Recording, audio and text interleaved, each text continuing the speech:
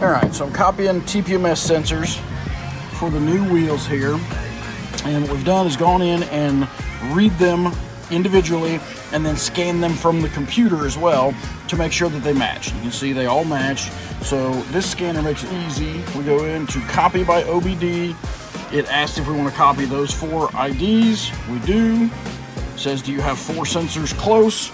We do.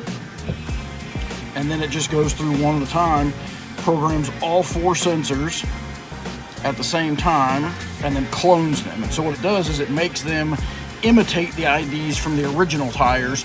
So when we throw these aftermarket wheels on, the truck won't know any difference than doing a rotate. It will think it's the same factory wheels that got put back on.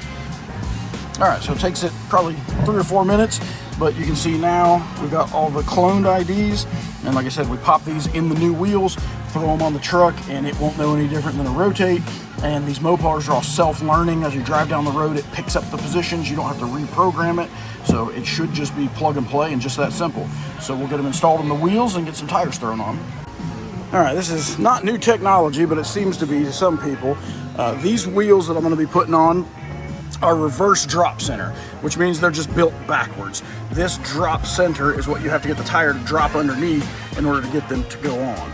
So you would not believe how many shops have tried to put a tire on the front like this, and it gets hung up on all these reinforcements in the upside of the barrel, and it just will not go. You'll destroy tires, you'll scratch wheels, so you have to flip it over, which means the visible side of this is going to be on the downside of the machine here. So we're going to need to tape it and protect it. The nice thing is there's no chance of damaging it with the arms because it's facing downward away from all the action. So we'll go ahead, pull a valve stem in it, tape it like normal, then we'll flip it over to actually mount the tire.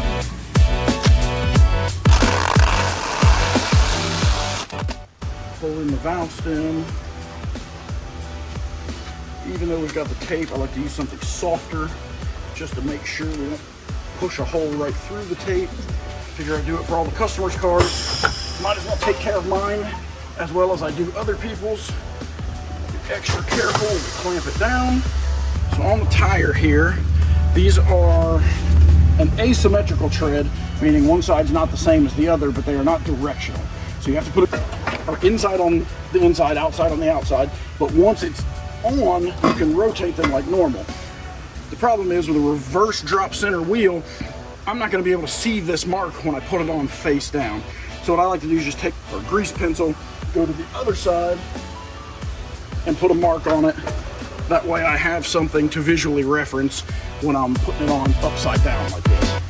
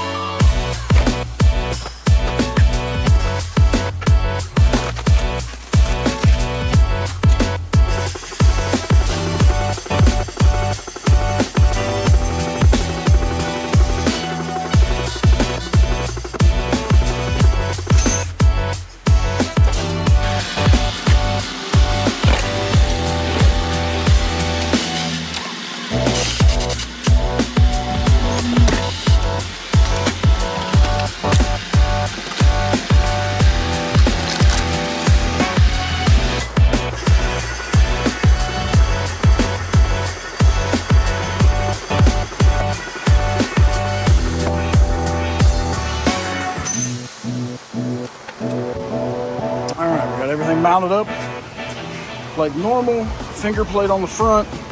The only thing we didn't have to do was clean hubs. So let's see what we get. Brand new wheels, name brand quality tires, low profile, quote unquote, but still a giant wheel. Weight's not horrible. It's not a ½ ounce, but these are, I think they're 1250 33s is effectively what they are. That used to be for lifted trucks, and now it's for lowered trucks. These things have gotten so large. Roller's doing its thing. 9. Single digits. I mean, you could not ask for much better. So we're gonna go through this, repeat 3 more times, and see how many more single digits we can get. I don't have my fingers crossed. That's exceedingly low, but that's why we do it the way we do it. Try to get numbers like that.